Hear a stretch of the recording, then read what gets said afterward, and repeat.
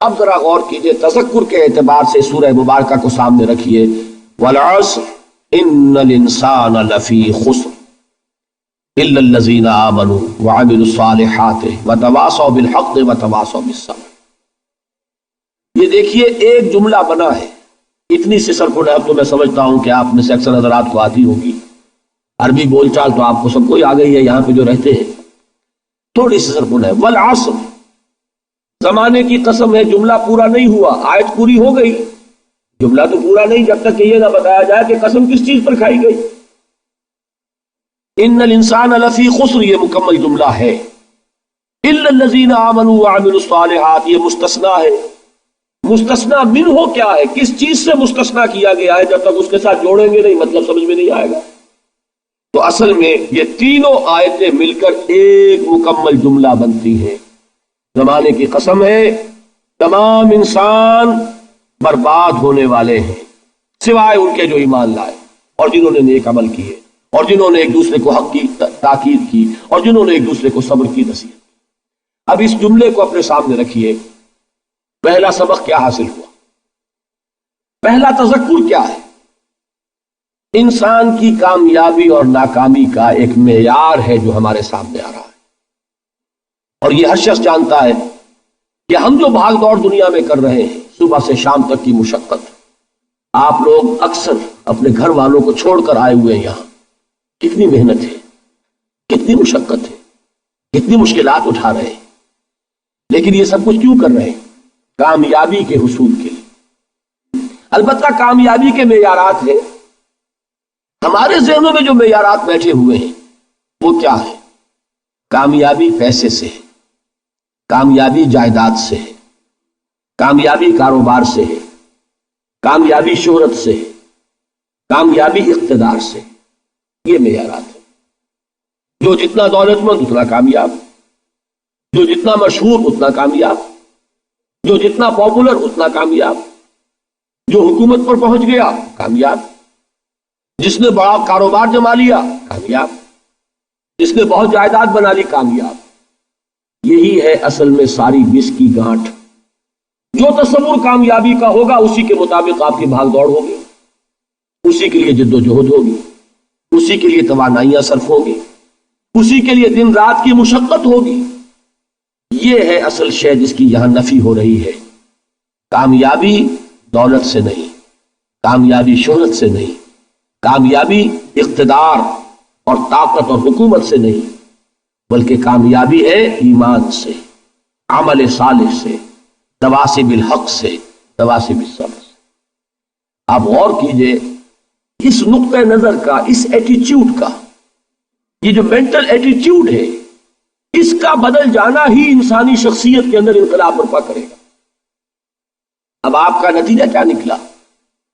اگر تو دولت سے کامیابی ہوتی تو قارون بہت کامیاب تھا، اگر حکومت سے کامیابی ہوتی تو فرعون اور نمرود بہت کامیاب تھے۔ کامیابی ان سے نہیں ہے۔ کامیابی انسان دولت میں قارون کی دولت تک پہنچ جائے اور دنیا میں دبدبہ اور اقتدار اور سلطنت اور حکومت کے اعتبار سے وہ نمرود اور فرعون کا مقام حاصل کر لے، وہ ناکام ہے، خائب ہے، خاسر ہے، برباد ہے۔ اور ابو ذر غفاری کامیاب ہے، چاہے ان کے پاس کچھ نہیں تھا، جھونپڑی تک نہیں تھی، کوئی گھر نہیں تھا۔ حضور نے فرمایا ہے اللہ کے کچھ بندے ایسے ہوتے ہیں جو کسی محفل میں جانا چاہیں تو انہیں اجازت نہ ملے، جو کہیں اگر رشتہ کرنا چاہیں کوئی ان سے رشتہ کرنے کو تیار نہ ہو، کہیں کوئی سفارش کرنا چاہے تو ان کی کوئی بات ہی نہ سنے۔ لیکن اللہ کے ہاں ان کا وہ مقام ہے کہ اگر بھولے سے بھی کسی بات پر قسم کھا بیٹھتے ہیں تو اللہ ان کی قسم کی لاج رکھتا ہے۔ یہ ہے فرق، یہ جان لیجیے اچھی طرح۔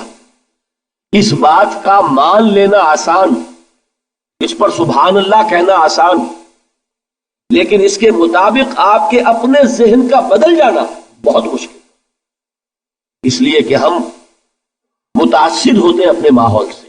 وہ بڑا محل ہے، دیکھ کر ایک دفعہ جھرجھری آتی ہے، وہ بڑی سی 20 فٹ لمبی کار سناٹے کے ساتھ آپ کے پاس سے گزر گئی، ایک دفعہ اعصاب کے اندر ارتعاش ہوتا ہے، محسوس ہوتا ہے بڑے یہ نصیبے والے لوگ ہیں بڑے خوش نصیب، بڑے کامیاب، حالانکہ کچھ معلوم نہیں کہ یہی سب سے بڑی بد نصیبی ہو سکتا ہے کہ یہی سب سے بڑی ناکامی ہو۔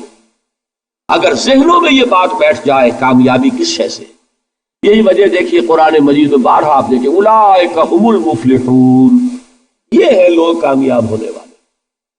آج یہ آپ نے نماز میں وہ آیات سنی، یا ایھا الذین آمنوا ارکعوا واسجدوا واعبدوا ربکم وافعلوا الخیر لعلکم تفلحون۔ اے ایمان والو، رکوع کرو، سجدہ کرو، اپنے رب کی پرستش اور بندگی کرو اور اچھے کام کرو تاکہ تم کامیاب ہو جاؤ۔ تو کامیابی کن چیزوں سے ہے، یہ ہے سب سے بڑا سبق۔ یہ ہمارے دل میں اگر بات بیٹھ جائے، چھک جائے، تو زندگی بدل جائے گی، صبح و شام بدل جائیں گے، نقشے بدل جائیں گے، بھاگ دوڑ کا رنگ بدل جائے گا، ویلیو سٹرکچر بدل جائے گا۔ آج وہ ایک چیز نہایت اہم نظر آ رہی ہے، کل نہایت غیر اہم نظر آئے گی۔ جیسے کہ حضور کی حدیث ہے، مالی ولی دنیا، مجھے تمہاری اس دنیا سے کیا سروکار ہے، انما مثلی کراکب استظل تحت شجرۃ ثم راح فترکھا، میری مثال تو اس سوار کی سی ہے جو تھوڑی دیر کے لیے درخت کے سائے میں ٹھہرتا ہے سستانے کے لیے، پھر وہ اپنا راستہ لیتا ہے، اسے اس درخت سے کوئی مستقل تعلق اس کا نہیں ہے، وہ اس کا گھر نہیں، وہ اس کی منزل نہیں۔ اسی طرح یہ دنیا میرا گھر نہیں ہے۔ اب دیکھیے ہم کہتے ہیں انا للہ و انا الیہ راجعون، ہم تو مسافر ہیں، ہم اللہ کے پاس سے آئے، اللہ کی طرف ہمیں لوٹ جانا ہے۔ کن فی الدنیا کانک غریب و عابر سبیل، حضور فرماتے ہیں دنیا میں ایسے رہو جیسے کہ تم اجنبی ہو یا راہ چلتے مسافر۔ لیکن یہ طرز عمل کب ہوگا؟ جبکہ یہ آیت ہمارے ذہنوں کے اندر بیٹھ گئی ہو، والعصر ان الانسان لفی خسر الا الذین آمنوا وعملوا الصالحات وتواصوا بالحق وتواصوا بالصبر۔ یہ ہے اصل بات جو میں نے عرض کیا تھا کہ میں بتاؤں گا صحابہ کیوں ایک دوسرے کو یاد دلاتے تھے۔ اس لیے کہ دیکھیے جیسے برف باری اگر ہو رہی ہو، آپ باہر نکلیں گے تو برف آپ کے کپڑوں پر جم جاتی ہے نا، تو آپ جھٹکتے ہیں کپڑوں کو تاکہ برف ہٹ جائے۔ ہمارے ایمان پر اس دنیا میں رہتے ہوئے جب ہم متاثر ہوتے ہیں ماحول سے تو گردہ آ جاتا ہے، برف پڑ جاتی ہے، اس کو جھٹکتے رہنے کی ضرورت ہے۔ اور وہ جھٹکنے کی بہترین اور مؤثر ترین شکل یہی ہے کہ یاد رکھو کامیابی ان چیزوں سے نہیں ہے۔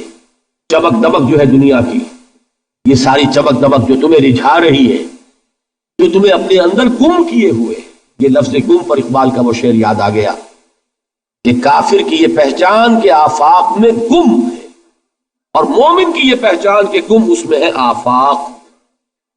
تم گم نہ ہو کر رہ جاؤ، اس میں مبہوت نہ ہو کر رہ جاؤ، مرعوب نہ ہو کر رہ جاؤ، دنیا ہی کی محبت تمہارے اوپر ڈیرے نہ ڈال دے، تمہارے دلوں کے اوپر مسلط نہ ہو جائے۔ لہذا تازہ کرتے رہا کرو، والعصر ان الانسان لفی خسر الا الذین آمنوا وعملوا الصالحات وتواصوا بالحق وتواصوا بالصبر۔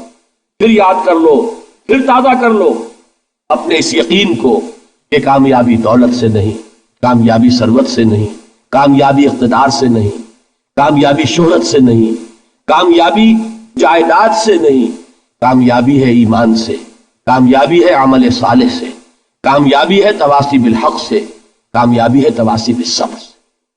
یہ چار چیزیں ہیں کہ جو کامیابی کے لوازم۔